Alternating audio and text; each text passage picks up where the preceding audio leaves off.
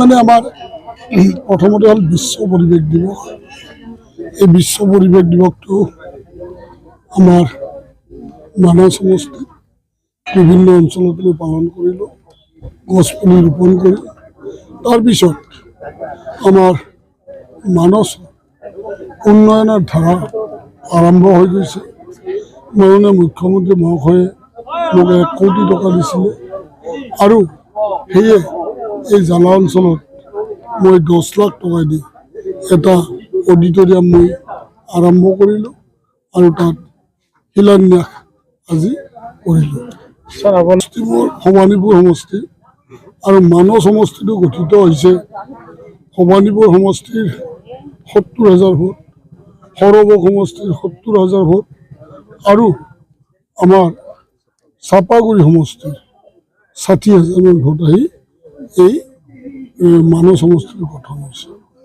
ইয়াতে বিধায়ক নাই, সেইকাৰণে মাননীয় মুখ্যমন্ত্ৰী মহাশয়ে মোক এইটো চোৱা চিতাৰ দায়িত্ব দিছে আৰু এইবাৰ আনটাইড ফাণ্ডত অলপ পইচা দিছে ডেভেলপমেণ্টৰ কাৰণে। গতিকে মই এইটো চোৱা চিতা কৰি আছোঁ। আমাৰ ছেপ্টেম্বৰত অৰ্থাৎ মাননীয় মুখ্যমন্ত্ৰী কোৱাৰ দৰে 31 আগষ্টৰ ভিতৰত MCL ইলেকশ্যন নটিফিকেশ্যন হ'ব আৰু ছেপ্টেম্বৰৰ 22 তাৰিখৰ পৰা দুৰ্গা পূজা, তাৰ আগতে ইলেকশ্যন সমাপ্ত হ'ব।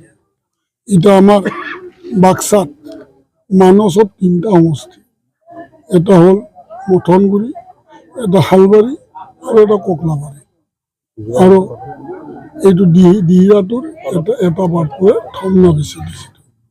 গতিকে আমি গোটেইকেইটাতে খেলাৰ প্ৰস্তুতি লৈছোঁ আৰু আমাৰ এইবাৰ ভাল সাংগঠনিকভাৱে বিজেপিৰ খুব ভাল আৰু আমি 5টা সমষ্টিৰে জয়লাভ কৰিম। আমাৰ পৰহি কৰ্ণধাৰ সমিতি গ'ল আৰু তাতে আমাৰ সিদ্ধান্ত হৈছে 25ৰ পৰা 30টাৰ ভিতৰত আমি নিৰ্বাচন খেলিম আৰু বন্ধুত্বমূলক নিৰ্বাচন খেলিম। তাৰমানে BPPও খেলিব, UPPLও খেলিব, AGPও খেলিব আৰু আমিও খেলিম।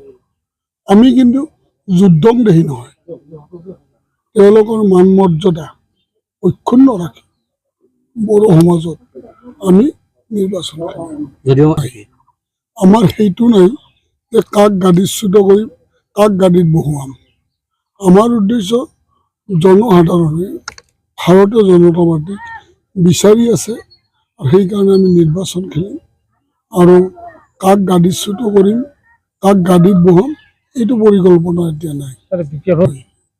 এইটো কাৰ লগত মিত্ৰতা হয় আমি নাজানো, কিন্তু আফটাৰ ইলেকশ্যন এইটো সিদ্ধান্ত হ'ব। তাৰপিছতো এইবিলাক ৰাজনৈতিক পলিচি আৰু এইটো আফটাৰ ইলেকশ্যনৰ পিছত এইটো আমি সিদ্ধান্ত ল'ম। এইকাৰণে ল'ম যে বড়ো ভূমিত আমি বড়োক প্ৰাধান্য দিম আৰু সেই প্ৰাধান্য দি হাকৰাবা আপোনালোকে নাপাব, আপোনালোকে প্ৰমোদ বড়ো নাপাব, কাৰ পায় আমি নাজানো। 30টা সমষ্টিত কিমানটা জয়ী হ'ব বুলি আমি 20টা ফাইনেল। এইটো ফাইনেল কাক ল'ব যদি 20টা আমি সিদ্ধান্ত কৰিম এই ইলেকশ্যনৰ পিছত।